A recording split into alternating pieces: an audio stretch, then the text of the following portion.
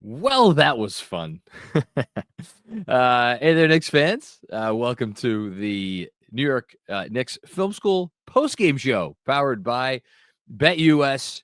I am very pleased to have a bunch of you staying up late, at least here in New York, up with me to talk about a game that was a lot of fun. And I'm going to say at the outset that I apologize to everybody because I'm feeling a little under the weather, as evinced by the fact that I forgot to turn my lights on. My fault, Andrew.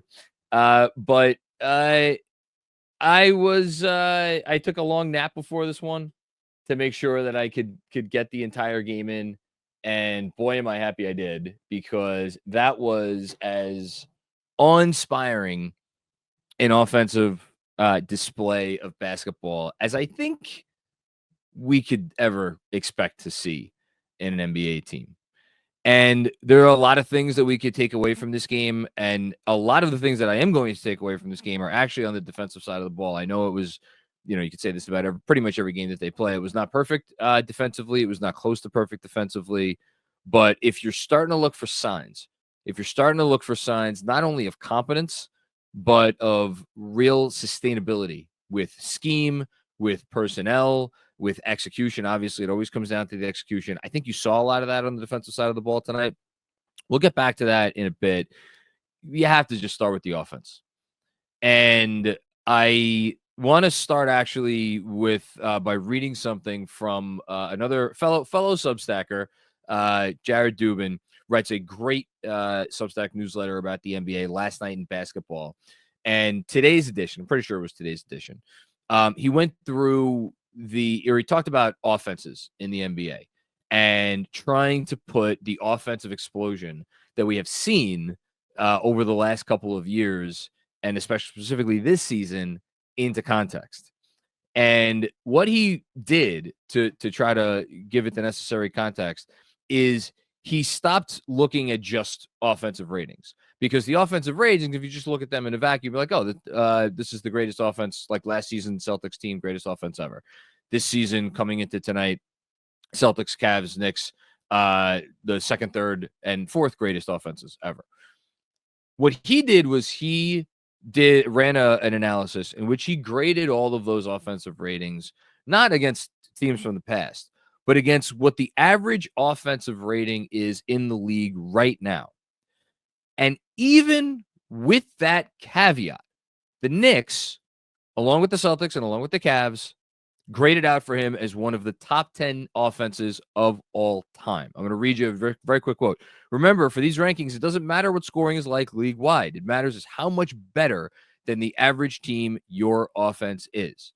So when I sit here and I say this is not only the greatest Knick offense of my lifetime, but I say I think this is one of the most dangerous offenses that I have ever seen from an NBA team, I could kind of feel I feel rest assured, or I can be rest assured that that is not hyperbole. And I think when you look at this game and you zoom out, yeah, were there, like, should it have gotten down to whatever it got down to? I think probably 12 points. Got down to 12, it got down to 13, it got down to 14.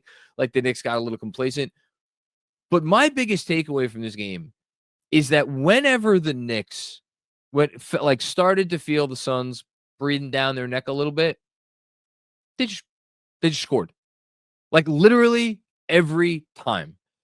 And it wasn't, oh, we're going to score on a tough bucket, although Jalen Brunson certainly had a few of those. And Karl-Anthony Towns, I mean, he makes everything look so easy, had a few tough buckets as well. But they were able to get a quality shot whenever they wanted.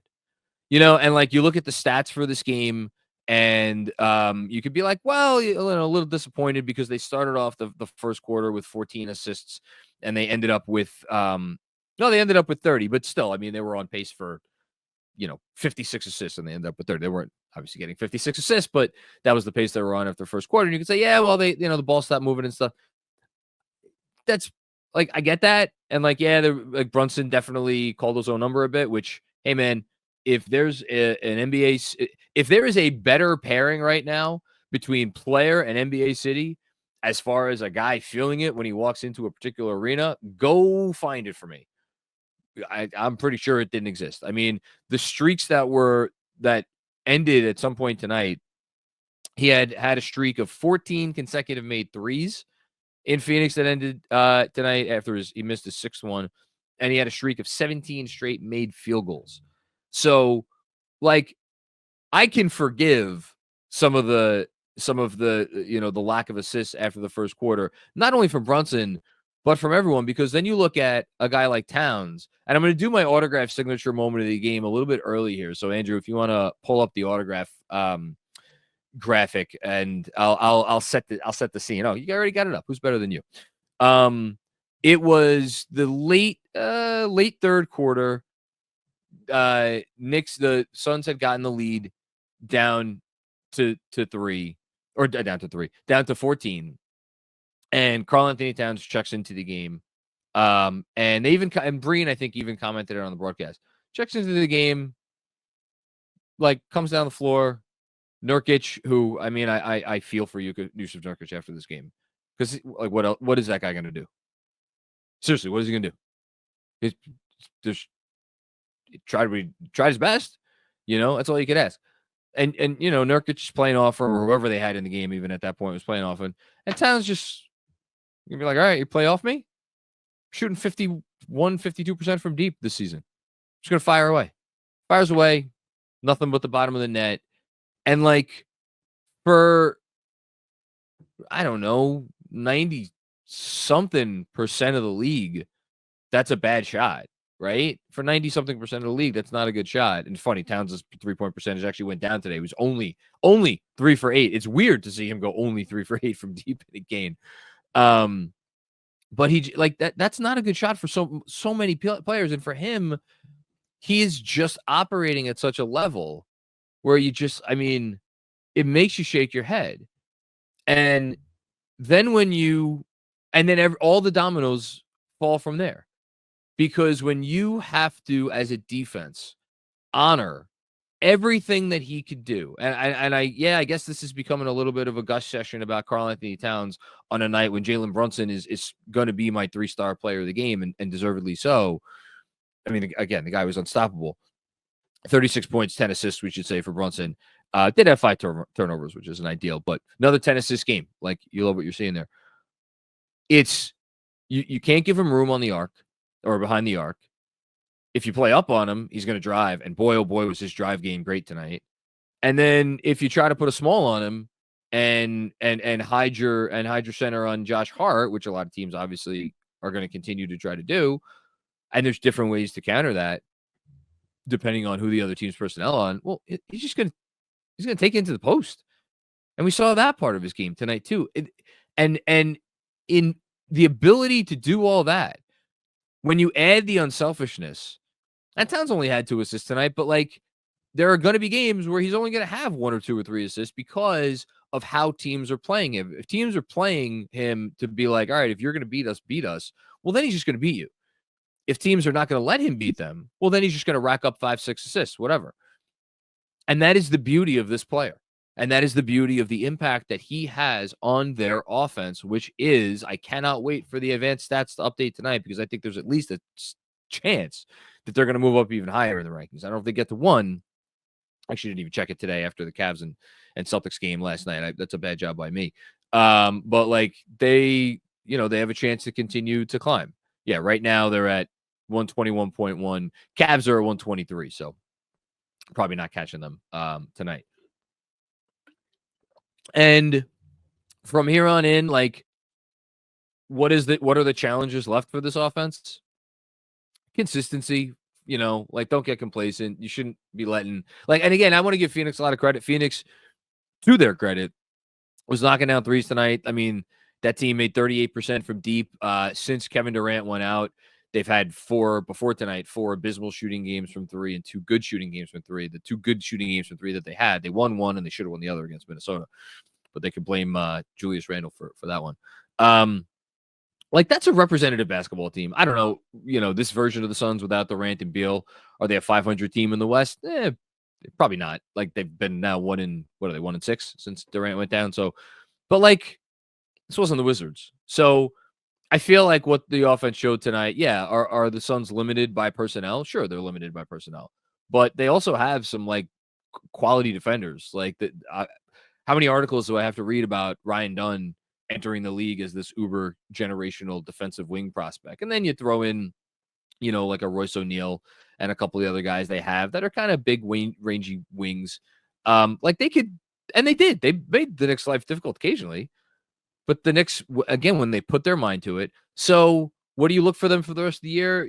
I mean, really, it comes down to, besides consistency, just looking to see how they could do against the elite defenses in the league. The defenses, I feel comfortable switching everything, really. And it's funny, we were all fretting about, oh my God, the offense is supposed to carry us in the early season, and you had these several games. Well, who did those games come against?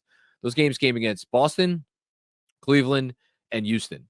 And in terms of defensive rating, Boston is down to 13th. Cleveland is down to 9th in terms of defensive rating. Houston's actually still 3rd. But we know that those are, my personal opinion, 3 of the top 5, certainly Boston, and I would say Cleveland as well, 3 of the top 5 defenses in the league. And you want to throw in Orlando in there. Orlando is going to be a great challenge for them. I think Oklahoma City in an interesting way is going to be a great challenge for them. But there's only 5 or 6 teams that have the personnel to really make the Knicks work and think for their offensive production. And tonight the Suns were just not one of them, and so it happens. On the defensive end, I think my main takeaway is that there's still a lot of plays or a lot of possessions where you look and you be like, well, that's not very good. That guy shouldn't be shooting with nobody within 10 feet of him. And you saw those again tonight. You saw them last night against the Wizards. You see them in every game this season. Those possessions are going to happen. The key for me is, obviously, can you lessen the frequency of those possessions? And I think tonight the Knicks did a pretty good job with the caveat that were they a little bit more complacent than normal because they went up by whatever the hell they went up by in the first quarter? Yeah. But that's no excuse. And I think the other part of it, and this is the part that the offense is the offense. So but I was already, I was a believer in the offense before they stepped foot on the court in the first game. So I'm not shocked by what we're seeing, although we could certainly gush about some of the numbers. And if we want to spend tonight gushing about certain players, we could do that. I'm not going to waste time during the monologue. These guys are playing awesome. But the key is, can you reach a defensive ceiling on certain possessions consistently enough? And I think you saw a few things tonight. For one, and look, he was not the most popular guy here over the first 3 or so weeks of the season. Jericho Sims continues to come in and play really good minutes. Again, not perfect.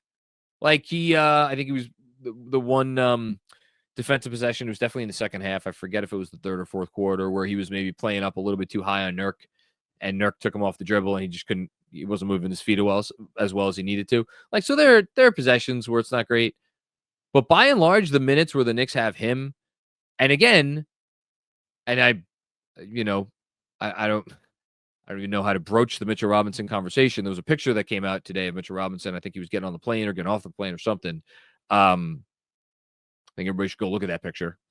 I don't know how close to game shape Mr. Robinson is right now. So I that's why I'm not being imagine when Mitch gets back, because I'm gonna be echo patience on that front, and I'll leave it at that. But Achua, certainly. And look, can we maybe have a conversation about which center is going to be better for the defense, Precious Achua, Jericho Sims? I would love to have that conversation. That would be so much fun, because that would mean that we'd have Jericho Sims continuing to play at a really high level, which he is right now. So the defense, when you don't have Cat at the 5, has been downright good. And I love the activity. I love, shout out to Jason, who's been harping on this all season. When you play this more aggressive scheme and you have a guy in Sims who could really execute that scheme, and I think Achua could execute that scheme as well, you're going to make life difficult for teams. And then, but there were also possessions when Towns was in where I thought, look, is Towns himself doing the heavy lifting? No, but I thought they had at least a handful of possessions where I came away from looking at the rotations like, man, that's how a championship caliber defense needs to rotate. Not every possession, but on enough possessions. Like when you were trying to force some separation between you and the team you're playing, you're on the road. Like you got to have those defensive possessions. You're just not in the NBA today. You're just not going to outscore teams. Doesn't matter who it is. Like there's going to be possessions where you miss. Like you have to bear down. So I thought that was great to see as well. Some other things, Devin Booker is. I want to say a word about Devin Booker for a sec because Devin Booker tonight got 33 points. Took him 23 shots to get to 33 points. It was not all OG Anunoby guarding him, but OG Anunoby largely got the assignment. And again, I just the value of having a guy like that, OG Anunoby, where like is he going to stop every possession? Of course not, because Devin Booker is a great player, which again I want to get back to in a second, but.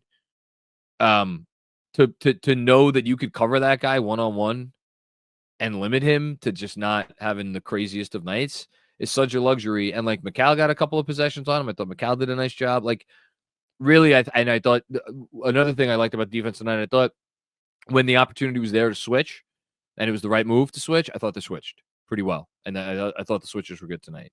Again, it's not perfect yet, but it's going to take a while to get close to that. So, but yeah, Devin Booker, what an interesting career he's going to have because, and maybe I'm wrong about this, and maybe this is, will be interpreted as me putting Devin Booker down, but I feel like that's going to be a guy who's going to retire. He's never going to finish like top 3 in MVP voting. I think the one year that the Suns won all those games, he finished. Andrew, you want to look it up? I want to say he finished. Did he finish 5th or 6th? It was either 4th, 5th, or 6th, and I want to say it was 5th or 6th. And I believe it was 4th, but I'll look it up now. Was it? You might be right. I knew it's one of those 3. He definitely didn't finish 3rd, and he definitely didn't finish lower than 6th. That might be his highest finish in MVP, throughout his career. 4th. And yeah, you're gonna. Was it 4th? Yeah, 4th. It was 4th. Okay. And again, that might have been his best chance because he was the best player on the best team in the league, and he still finished 4th. So that's why I don't know if that's ever going to be in the cards for him. He's never going to be. You make your list the top 5 or maybe even top, 7, 8 players at the end of the year. You might never have him on it. And yet he is crafting a career that we're going to look up in I don't know how many years. And he's going to retire as like one of the 15 greatest scorers who ever lived or something crazy like that with like obviously all the all-star teams and all NBA teams. Just what a great guy to have on your team. And there was so much silly in retrospect discussion about like, oh, can you have a winning team around Devin Booker from early in his career? And so I just wanted to give a shout out to him because he's really good. But tonight's about the Knicks, and lo and behold, 4 in a row. Should be 6 in a row. Should never lost that Bulls game, but what can you do? 9-6. You like where you're at? I have the Orlando Magic and Los Angeles Clippers game on my television as we speak. The Clippers are up by 14 points in the 4th quarter on Orlando. Is it too early to scoreboard watch? Never. Hell no, it's not too early to scoreboard watch. Got to get up to 3rd place in the East. Come on, baby. You know what it is.